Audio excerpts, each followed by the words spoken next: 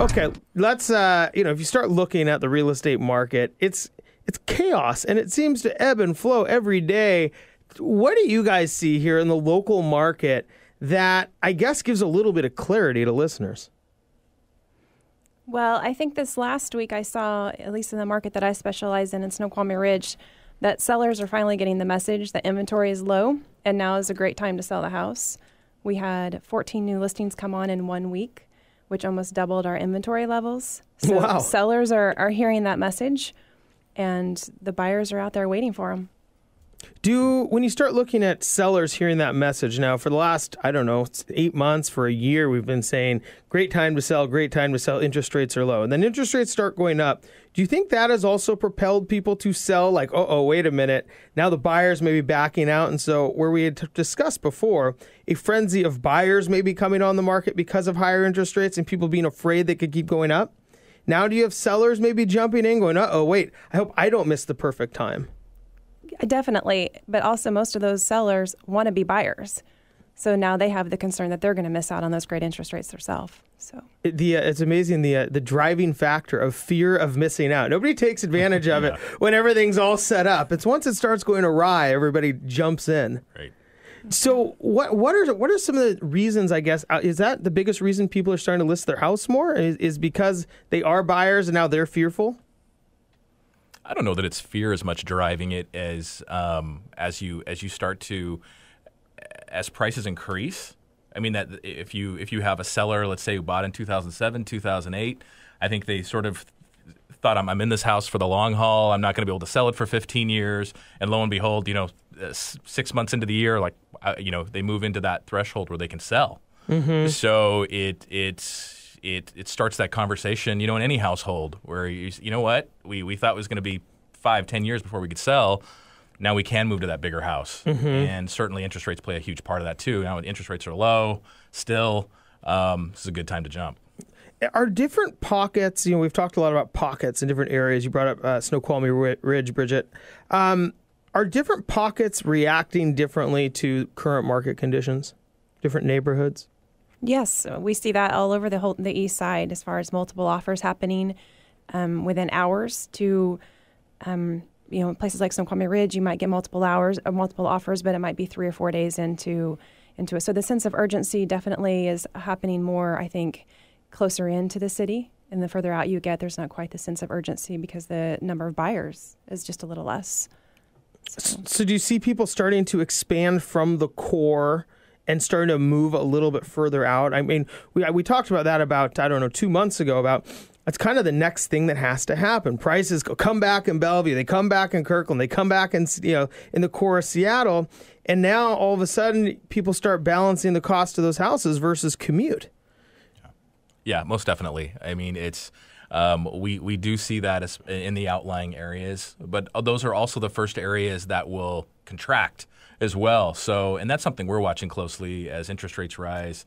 We're hopeful that it'll come out into those outlying areas, but at the same time, those are the first to contract as well. You're saying there's more volatility in some of these outlying areas than maybe in the core. Yes, they don't go up quite as quickly, though. I mean, as you saw, Bellevue, it just seemed like overnight prices were increasing, multiple offers were happening. Where the further out you get, that's a slower. It takes a little bit longer to happen. So therefore, you don't have quite as much of a up and down with the price levels. Mm-hmm. So maybe they're not quite as big of a risk as you might face, because you'll see multiple offers happening closer into the city where one house might bring $50,000 over asking price. Therefore, true market value is kind of, questionable maybe in some areas. And outside the areas, you might only see this house selling for $5,000 to $10,000 over asking price. Yeah, it's interesting you say that, because I remember tracking all the house prices all across the country. And like North Dakota, well, granted, now it's all different because of all the new oil industries out there. But even before the oil industry kind of moved out there, it's like North Dakota down 1%. That was their big housing crash, or Wyoming down 3%. And there's just less, I guess there's less demand and less people moving in and out, less transient people, I suppose.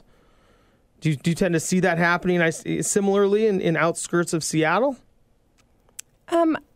I think people move around for all different reasons all the time. We have a lot of relocation people all around the east side. But what we tend to see is when the market was down, people who were living outside a little further away decided it was a great opportunity for them now to move into the city and to get rid of their commute. And now the people that are relocating here maybe cannot touch the housing markets closer into the Bellevue market, so they're the ones now looking further out. And they've never sat in traffic before. Exactly. Around here, they're like, oh, it's in Seattle, everybody measures everything by minutes. Nobody says miles. That's the new thing, right? Nobody says, oh, it's 5 miles. It's about 20 minutes away. So true. Yeah. So right. I guess when people see on the map from California or wherever they're from, I guess a lot of people are coming from all over. Oh, Amazon, it's like 6 miles. They don't realize that 6 miles can mean 45 minutes in the wrong conditions. Bridget Franklin and Darin Robertson join me from Thomas L. Macy. So in this market, with everything that's going on, you guys decided to start a company that is a little bit different, kind of has a different approach than other companies, and really kind of, in some ways, spits in the face of a traditional real estate broker. Tell us a little bit about it and why.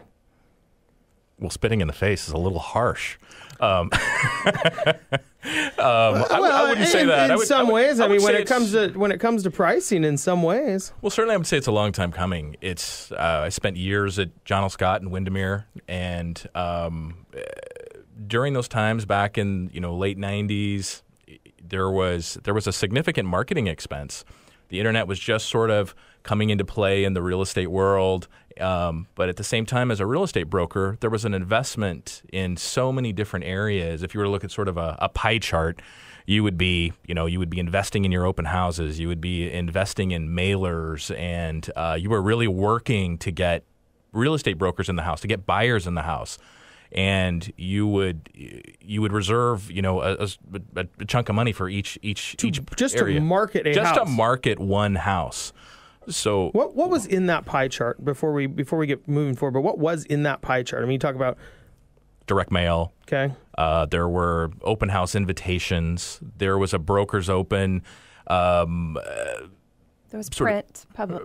Yeah, magazines were big. Remember Homes and Land magazine? Sure. It's like 6 pages now. Sure, right. Yeah, I didn't even know it still exists today. But at the same time, newspaper ads, that was big.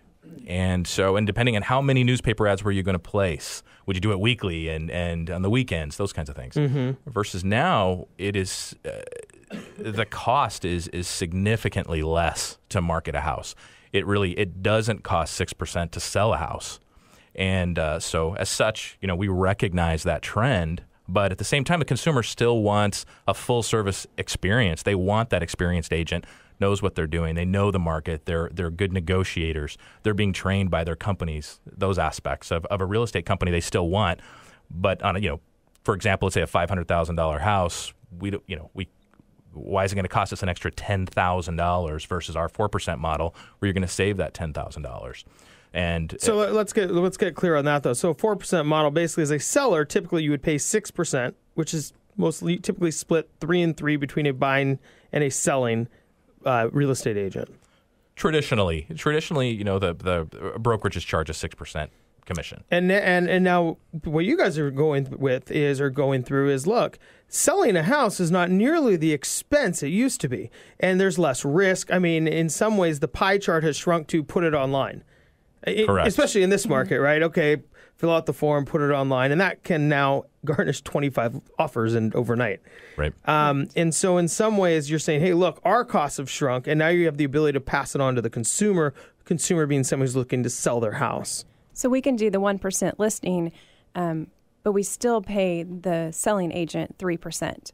So the selling agent is not getting any different pay for selling one of our listings. We're the ones who are adjusting our expenses and our income by listing for 1%.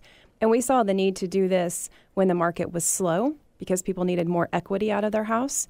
And now when homes are selling within a weekend, it even makes more sense to do it. So the 1% model is a very reasonable model whenever it comes to a buyer's market or a seller's market. Now you talk about full service being, the people wanting full service, whether they're paying, I suppose, let's just stick with 1% or 3% to the agent who is selling their home. what is full service and what should somebody expect? And I guess if you were to maybe think of where could things drop off, or where might somebody think it could drop off if they're paying less? Because a lot of people consider they get what they pay for. Sure. Well, in terms of what full service looks like is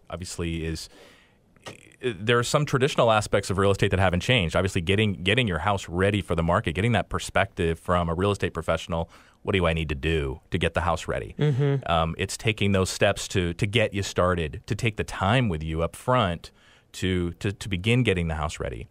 With our company, we also have professional home stagers who will come in, work with our clients, and really spend that time to get the house prepared for the market. Professional photography. We have a professional photographer who comes in, photographs the house, because obviously, it's the internet that is where the house is truly being showcased, and we want it to be nobody's not in the newspaper anymore. Right, exactly. Right? Homes and land. Yeah. I mean, really, those things have gone so by the wayside. Right. Mm-hmm. Yeah.